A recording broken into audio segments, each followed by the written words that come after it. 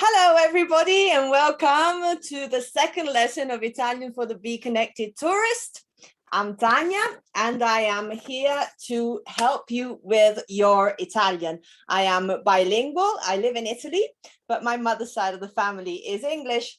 Therefore, I speak both languages. So today, last week, was our first lesson, and we went through a series of words of general welcome, meet, and greet. And this time we will be going through some general words to get you around.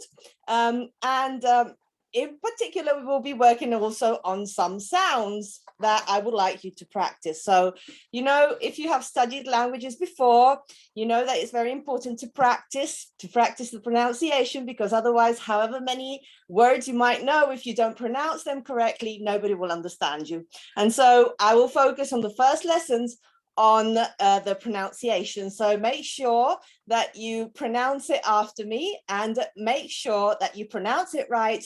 And if you don't pronounce it right, you will still be able to watch the replay on this channel, on this website. You will find the replay available of each lesson for you to practice.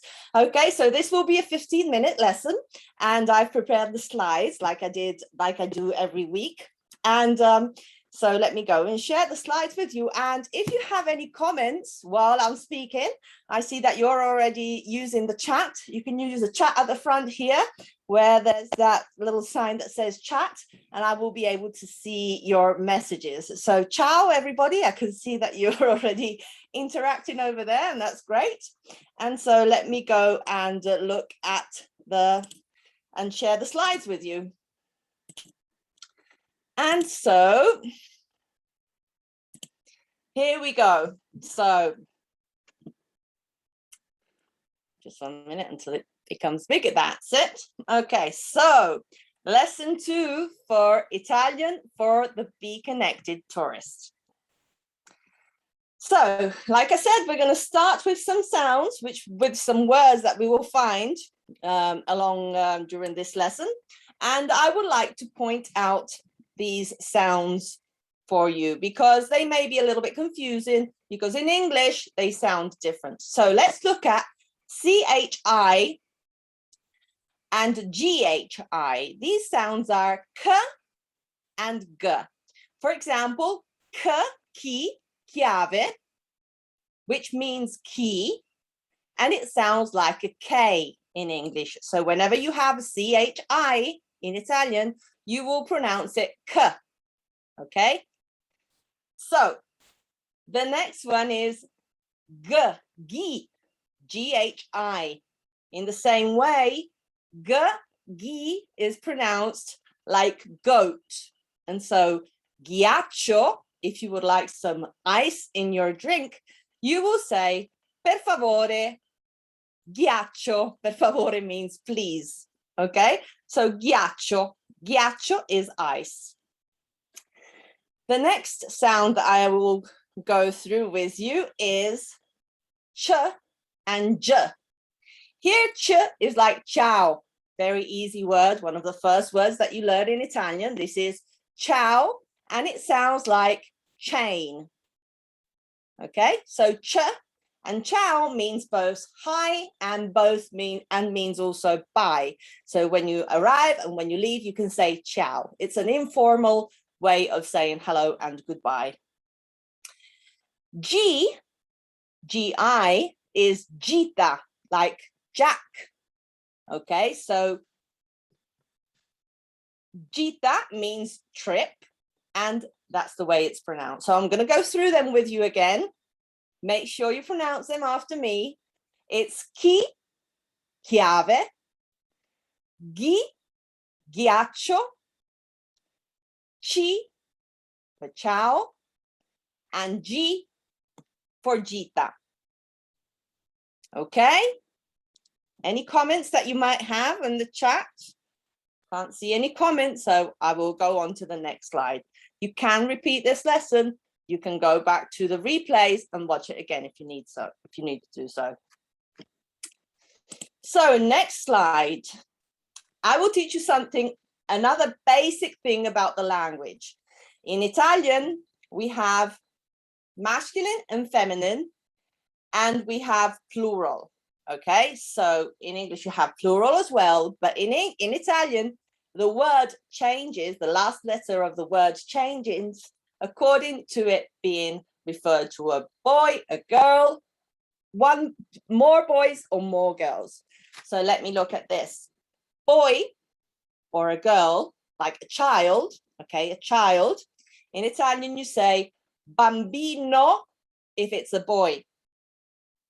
You say bambina if it's one girl. You say bambini if it's more than a boy, but it could also be boys and girls. You say bambini. So it finishes with an I. And if it's all girls, you will say bambine. Okay? So that's a noun, nome, in Italian.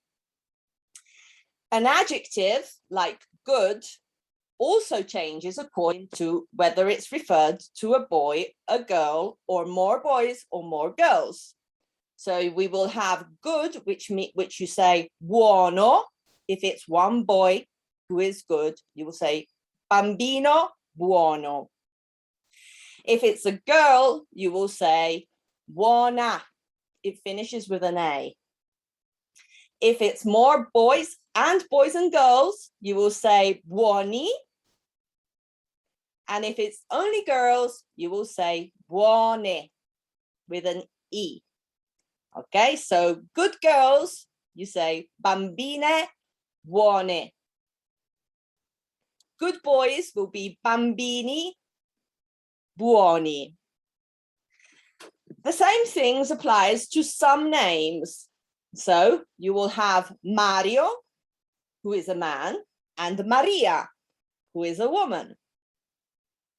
So names in Italian, you say nomi propri, as proper names.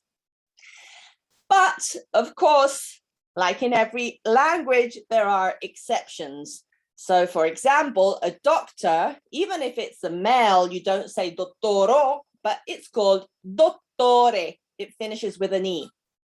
And if it's a woman, you will call her dottoressa. If it's more doctors, like the category, you will say dottori. And if it's several women doctors, you will say dottoresse, dottoresse. Okay? So those are the exceptions. But usually it's a masculine, if it singular masculine will finish with O. Singular feminine will finish with A. Plural masculine will finish with I. Plural feminine will finish with E. Okay, now let's go to the next slide. Now I've repeated here the verb to be because of course it's one of the main verbs. And so let me go through it with you and so that you can repeat the pronunciation of the verb to be. And also I've added some adjectives. And so let's go and have a look. So it's I am, you say io sono. You are is tu sei. Lui è is he is. Lei è, she is. Esso è, it is. Noi siamo, we are. Voi siete, they are. Loro sono, they are. Now let's look at the adjectives. So stanco means tired. Stanca, if it will be for a woman. So sono stanca, I am tired. In English, you always need to put the subject at the front, like I. In Italian, you don't need to. So you can simply say sono without saying io sono. You can say sono stanca if you're a woman, stanco if you're a man. Affamato means hungry, and affamata will be a hungry woman. So sono affamata, it means I am hungry and I am a woman. The next adjective is sorpreso. Sorpreso. Sorpresa, if I'm a woman. So sono sorpresa, I am surprised. And the last word is a word that I learned recently, and it's scombussolato, which means discombobulated. And you will say, if you're a woman like me, you will say sono scombussolata. Okay, so now let's go to the next slide. And here we're learning the verb to have. Okay, same here. You do not need to put the subject necessarily. You can only use the verb to say, I have. You can just say, ho. I have, ho. You can also say io ho, but most commonly people will omit the subject and just say oh, also because they are different in every person, and so you can understand who they are referring to just by the form of the word. So let's go through it. It's io ho, I have. So it's a mute H in Italian. It's io ho. It's not ho. Okay, so io ho, I have. Tu hai, you have. Lui ha, he has. Lei ha, she has. Esso ha, it has. Noi abbiamo, we have. Voi avete, you have.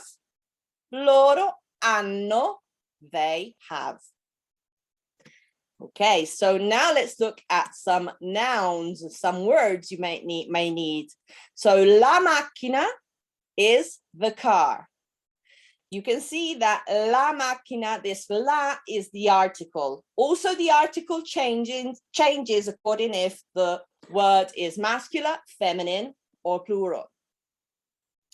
And we'll go into that next week. But for now, just know that the article depends on the word. What the word is.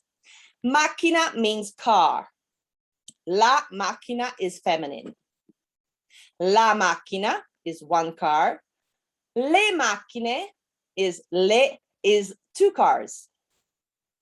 Like we have here, le chiavi, the keys.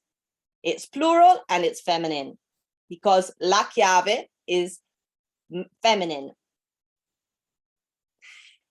And il passaporto is masculine, the passport. Il passaporto. And if it will be more passports, it will be I passaporti.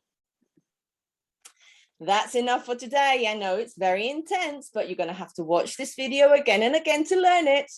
And what are we going to do next week? We'll be doing more about at the hotel, what sentences you might need. We'll go through new words. And in the meantime, if you would like to look at my website, taniabrunello.com, you can subscribe to the newsletter and you will get a special gift.